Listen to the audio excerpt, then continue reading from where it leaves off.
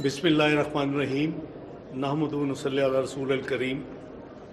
His Excellency Jiang Zhaidong, Ambassador of the People's Republic of China, Honorable fellow ministers, parliamentarians, distinguished members of the diplomatic corps, dear Chinese nationals and fellow Pakistanis, ladies and gentlemen, Assalamu alaikum, very good evening, ni hao.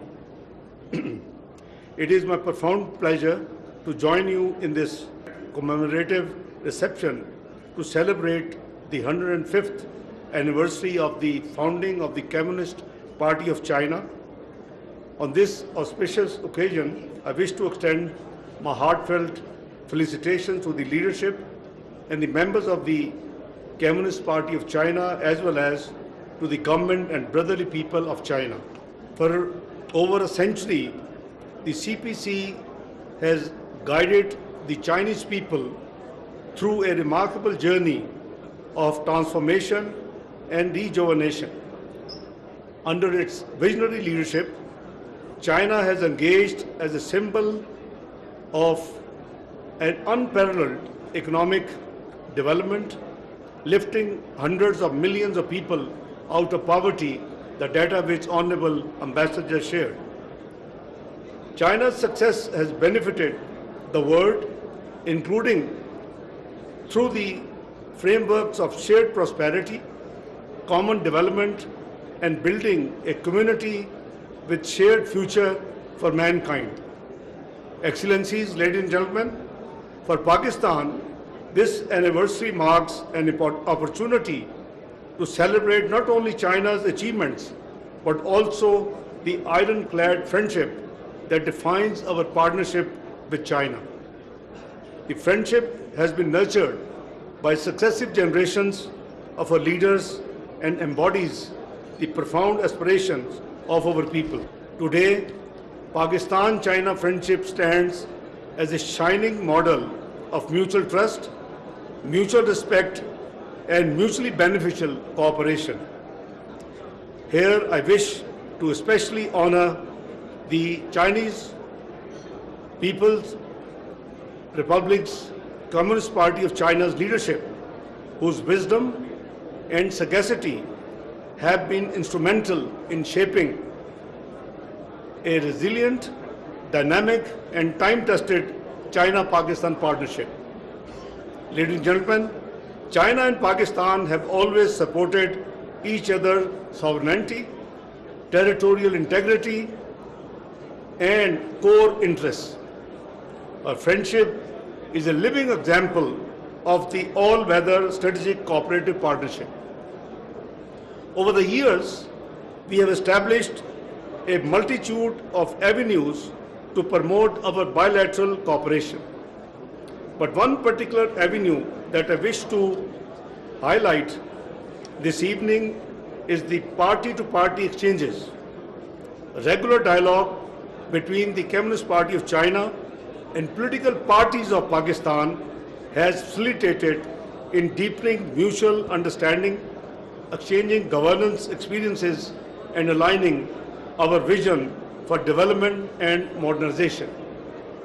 Such institutional interactions have laid a solid foundation for people-to-people connectivity, ensuring that China-Pakistan friendship is passed on from generation to generation with continued vigor and vitality. Excellencies, ladies and gentlemen, as the President of International Affairs of Pakistan Muslim League Nawaz, I would like to underscore the long-standing bonds of friendship between Communist Party of China and Pakistan Muslim League N. I also appreciate the CPC continuous engagement with all political parties of Pakistan. Very recently, on 24th of May, they celebrated in Beijing, International Department of Chinese Communist Party, their Pakistan and China 75th anniversary. I was invited as chief guest. I co-chaired with Minister Liu, who heads the IDCPC, and they invited all political parties from China, and there were almost 100 participants from across the country, all political parties. I think that was a really grand function they held to celebrate 75th anniversary of the Chinese-Pakistan's leadership and the relationship. There are ample evidences, I would say, which we can quote to see how close Pakistan and China works. Regardless which political party's governance, the relationship with China remains the same and at the top priority. These ties are underpinned by regular exchanges between the leadership of the two parties, which feed into the strategic mutual trust between our two countries. The launch of China-Pakistan Economic Corridor in 2015 during the government of Pakistan Muslim League marked a pivotal moment in the history of bilateral relations. Not only did the CPEC expand the scope of practical cooperation, it helped Pakistan successfully overcome the daunting challenges of electricity shortages in pre-2013-14, and it supported Pakistan economic development, and the all outages, which were almost 18 to 20 hours in the urban areas and 20 to 21 hours in rural area, all got vanished. Ladies and gentlemen, excellencies, the CPEC also strengthened a road infrastructure while generating employment opportunities for our citizens, including in rural and less developed parts of Pakistan. Now the CPEC second phase is focused on high quality development with priority areas including industrialization, agriculture, mines and minerals, IT and human resource development.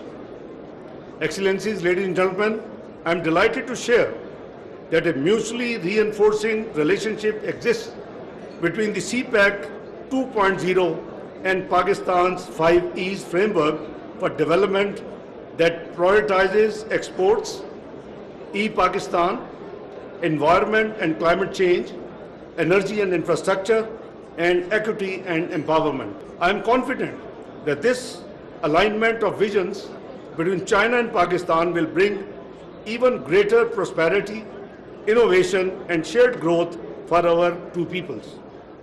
Importantly, these shared priorities will give a fresh impetus to the efforts aimed at building the China-Pakistan corridor a vibrant one, and also China-Pakistan community with a shared future in the new era. Excellencies, ladies and gentlemen, today's anniversary comes against the backdrop of an uncertain regional and institutional situation. As a peace-loving nation, Pakistan continues to advance the mediation process through persistent outreach and sustained engagement. Excellencies, ladies and gentlemen, thankfully, the peace efforts achieved the signing of the historic Islamabad Memorandum of Understanding between the US and Iran on 18th of June this year.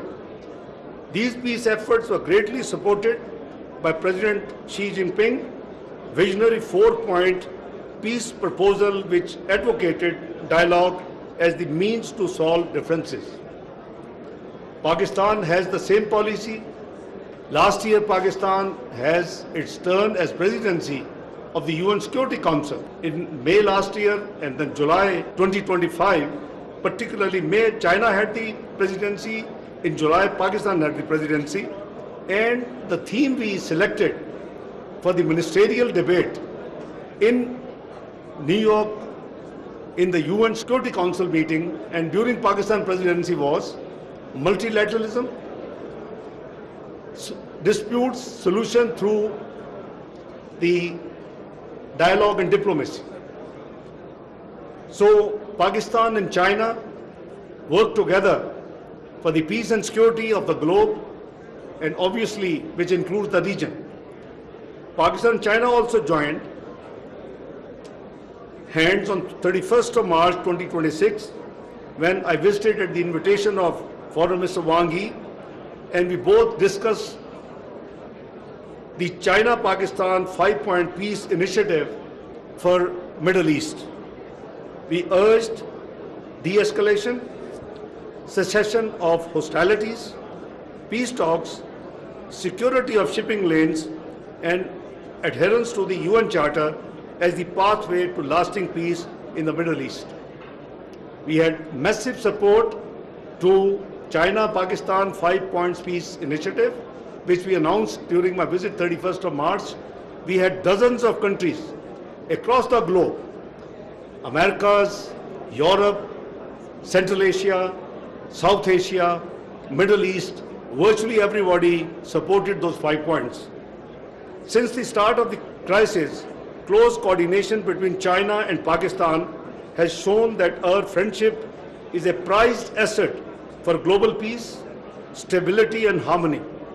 We will continue to work closely with China in the interest of not only our two countries, but also for the international community. Excellencies, ladies and gentlemen, in conclusion, I wish to once again pay my tribute to the great founding spirit and century-long legacy of the Communist Party of China. Let me also reaffirm Pakistan's ironclad friendship with the leadership, government and the peoples of China. Excellencies, ladies and gentlemen, I pray that this timeless bond of friendship may continue to thrive, bringing more prosperity and happiness to our two countries and beyond. I thank you all. Pakistan-China friendship, Zindabad. Thank you.